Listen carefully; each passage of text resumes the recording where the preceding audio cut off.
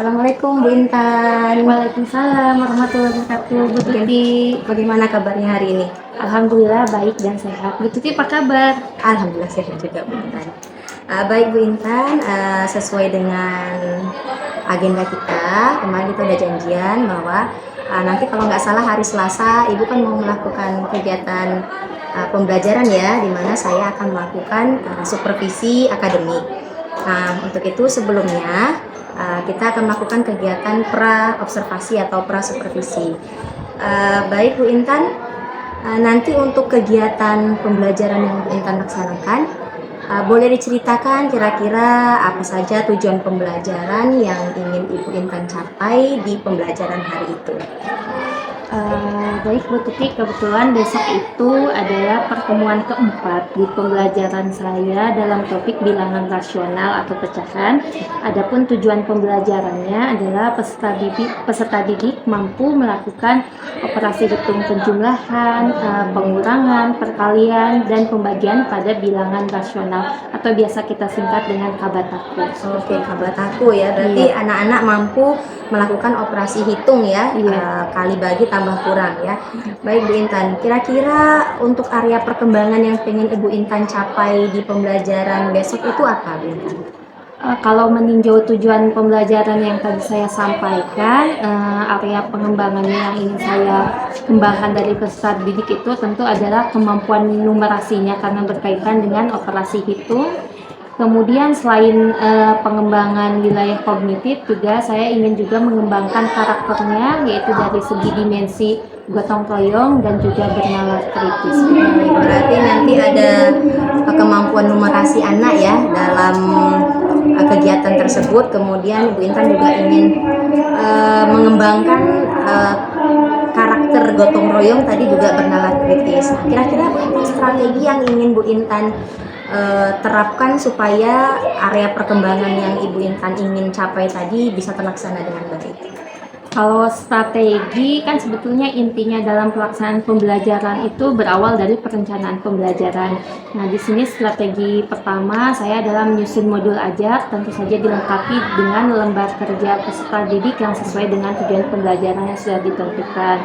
Kemudian juga selain itu saya akan melakukan pembagian kelompok belajar dalam kelas, di mana anggota kelompoknya heterogen, mulai dari peserta didik dengan kemampuan yang kita kategorikan sebagai paham utuh, paham sebagian, dan juga belum paham.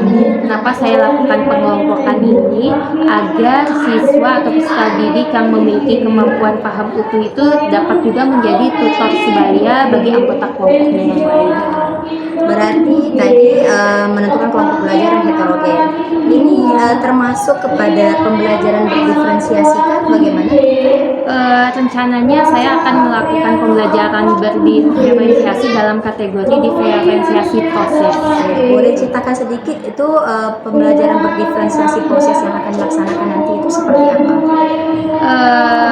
Mulai dari tadi pembagian kelompoknya yang heterogen, kemudian dari saya sendiri saya akan memberikan bimbingan yang heterogen juga tergantung dari kemampuan kelompoknya. Jadi bagi kelompok-kelompok dengan yang belum paham, saya akan memberikan bimbingan atau penjelasan secara eksplisit, secara runut. Sedangkan kalau yang paham sebagian ataupun yang sudah paham utuh, saya hanya melakukan penguatan dan konfirmasi dari konsep yang sudah mereka pahami saja. Oke, baik. Berarti besok pelaksanaan supervisi kita semoga berjalan dengan lancar ya, sesuai dengan apa yang kita rencanakan hari ini. Baik, sampai ketemu besok Bu Intan. Baik, Bu Tuti. Sehat selalu buat kita bersama ya.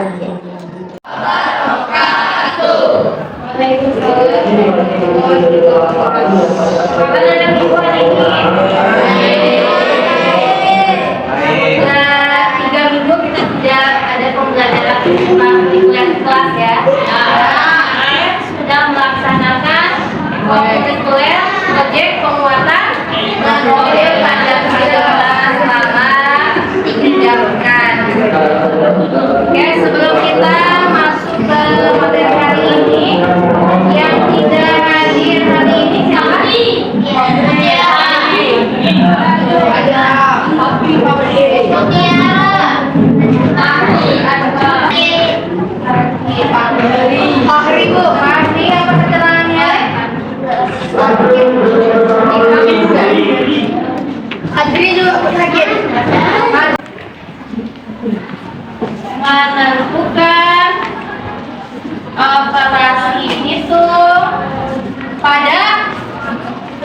ada apa?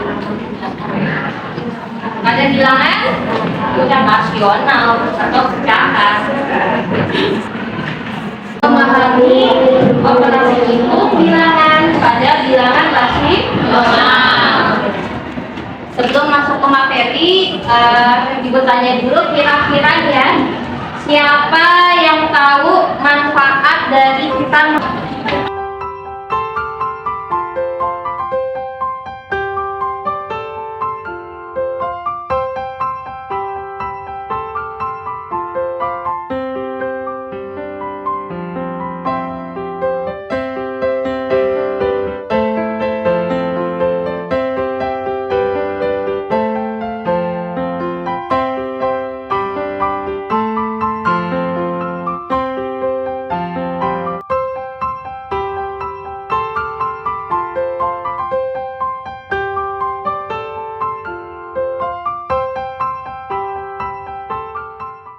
Bismillahirrahmanirrahim. Assalamualaikum warahmatullahi wabarakatuh.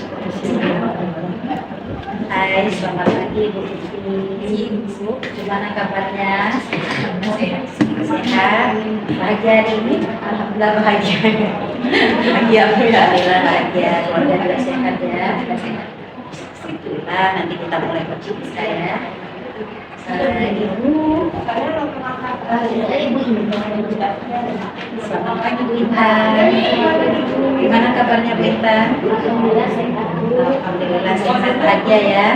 Insya Allah kalau dalam keadaan bahagia kita bisa melaksanakan. Hari ini mungkin kita akan mengadakan coaching dalam pendampingan kelima ini. Kebetulan coaching kita tujuannya hari ini bagaimana keberpihakan guru dalam proses pembelajaran di kelas. Hari ini sebagai hostnya adalah Ibu Tutik sendiri, kemudian coachingnya adalah Ibu Intan. Ya, untuk hari ini mudah-mudahan coaching kita berjalan dengan lancar, hati kita dalam keadaan bahagia. Mudah-mudahan dalam keadaan senang kita melakukan coaching. Kepada Ibu Tuti dan Ibu Intan, Ibu persilakan. Terima kasih Bu. Iya. Langsung Ibu Intan ya, kita lakukan kegiatan coaching dari kegiatan supervisi yang sudah kita lakukan minggu lalu. Bu Intan hari ini sehat ya tadi ya? Alhamdulillah sehat ya. Mudah-mudahan lancar nih kegiatan kita. Baik Bu Intan, jadi berdasarkan hasil kegiatan observasi sebelumnya, saya ingin mengingatkan kembali bahwa kemarin Bu Intan menyampaikan tujuan pembelajaran yang Bu Intan lakukan itu adalah peserta didik mampu melakukan operasi hitung ya Bu ya. Lebih khususnya kemarin ke nasional kita gitu. Boleh diceritakan apa yang terjadi dan apa yang Bu Intan rasakan selama melakukan pembelajaran di kelas minggu. Jadi Bagi saya melakukan kegiatan pembelajaran kemarin tentu saja yang pertama adalah lega. Kenapa lega? Karena sadar itu salah satu kewajiban kita sebagai seorang guru, jadi satu kewajiban dia melihat namun di sini juga ada mungkin perasaan kecewa gitu ya. Kenapa dikatakan kecewa? Karena dari hasil assessment yang saya berikan hingga pesertanya yang mencapai ketuntasan tujuan pembelajaran itu mungkin hanya sekitar 70% ututi gitu. Jadi saya harus melakukan tindakan seperti itu. Berarti ada kendala gitu ya yang terjadi selama proses itu yang menyebabkan hasil asesmennya mungkin sekitar 70% gitu ya. Baik Bu Intan, berarti boleh diceritakan kendala-kendala apa saja gitu yang terjadi selama proses pembelajaran selain tadi dari hasil kenapa hasil asesmen bisa mencapai 70% saya, mungkin bisa diceritakan kendala-kendala yang terjadi di pembelajaran. Kendala yang terjadi seperti yang sudah kita ketahui di jumlah peserta didik di kelas kita ini cukup banyak. Tentu saja semakin banyak peserta didik dalam satu kelas, tentu saja kemampuannya pun semakin heterogen, bapak heterogen seperti itu. Kemudian setelah saya analisis hasil asesmen awal pembelajaran, ternyata masih banyak peserta didik yang belum menguasai materi prasarat. Untuk materi prasarat tadi dan pembelajaran saya adalah operasi hitung yang meliputi penjumlahan, pengurangan, perkalian, dan pembagian pada bilangan pecahan. Tentu saja peserta didik harus sudah memahami atau menghafal tentang perkalian, dan saya temukan di sini beberapa peserta didik belum paham tentang perkalian itu sendiri. Baik, berarti itu beberapa kendala yang mintanya tadi, salah satunya jumlah peserta didik yang banyak, kemudian ada yang belum menguasai materi seperti perkalian gitu ya. Jadi Bu Intan, hubungannya dengan yang kemarin kita sampaikan itu adalah area perkembangan yang ingin Bu Intan capai, itu kan salah satunya kemampuan numerasi ini. Berarti setelah pembelajaran yang terjadi, anak-anak belum menguasai materi, berarti apakah perkembangan yang pengen Bu Intan capai tadi cukup bisa tercapai atau gimana kita? Kalau kita berbasis kepada kuantitas tadi di awal saya katakan yang mencapai itu kan sudah 20%, itu berarti area pengembangan kemampuan numerasinya baru sekitar 20%. Jadi saya harus menemukan strategi untuk mengembangkan yang 30%-nya.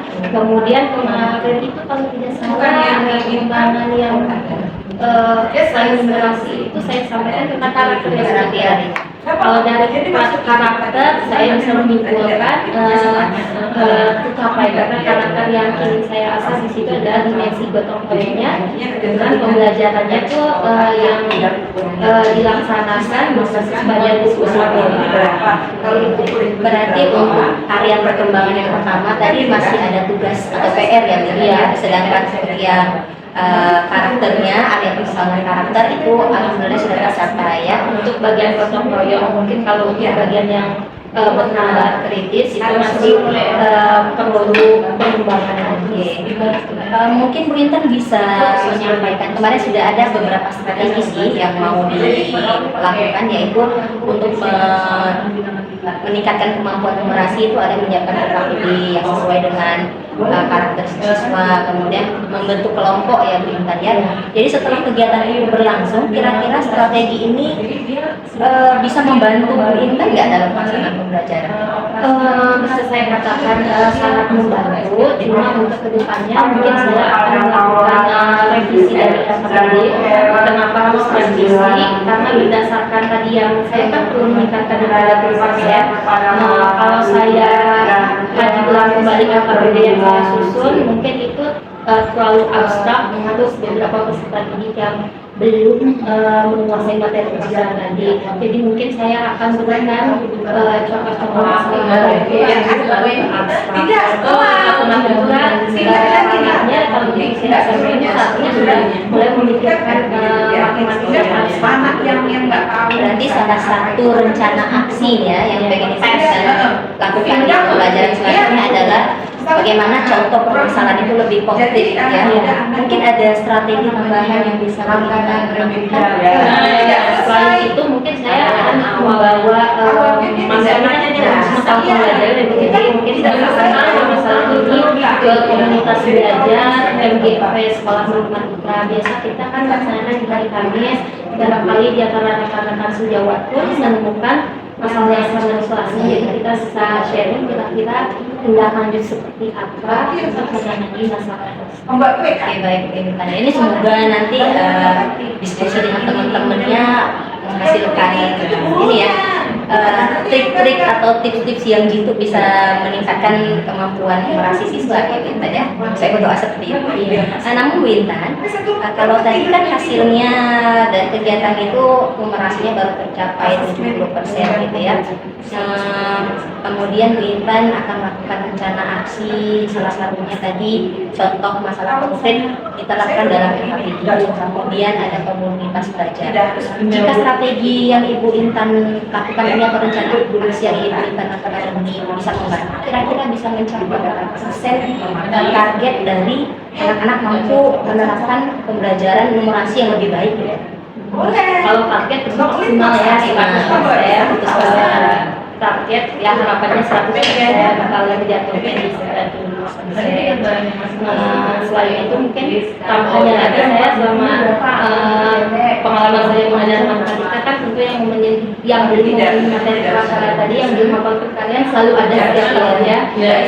Strategi tambahannya biasanya saya mewajibkan anak itu kayak semacam setoran kalian bagian penggunaan dan belum Berarti Bu Intan tadi sebelum mulai pembelajaran biasanya kegiatan sekolah. Oh enggak, itu di luar jam. Oh, di luar jam.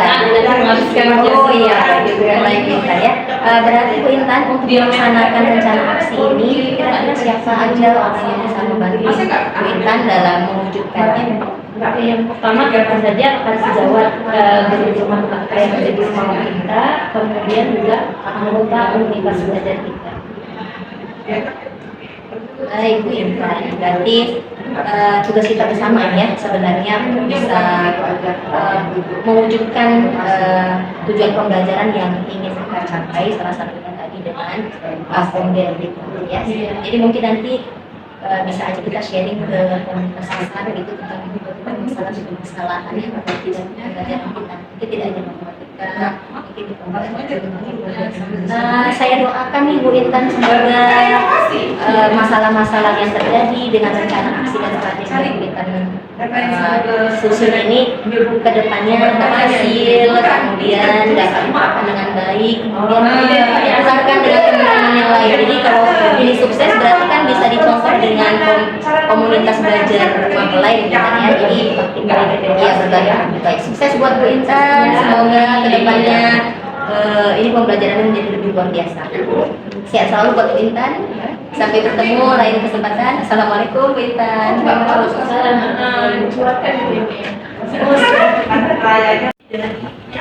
Terima kasih Bu Tuti, Bu Intan. Alhamdulillah coaching kita pada hari ini sudah terlaksana dengan baik.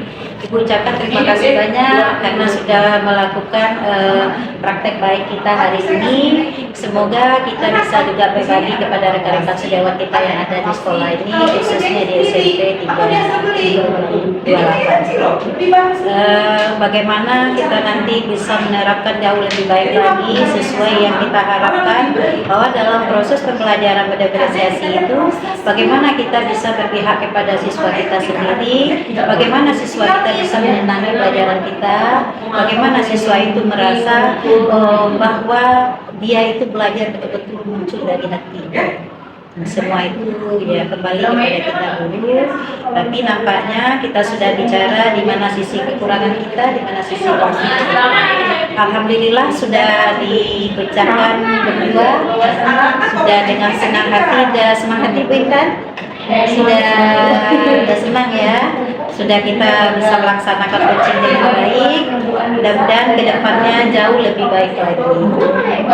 Ya, Ibu sudahi sampai di sini coaching kita karena sudah termasuk keberhasilan kita pada hari ini.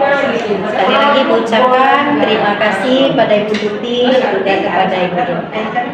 Sudahi dengan assalamualaikum warahmatullahi wabarakatuh. Waalaikumsalam.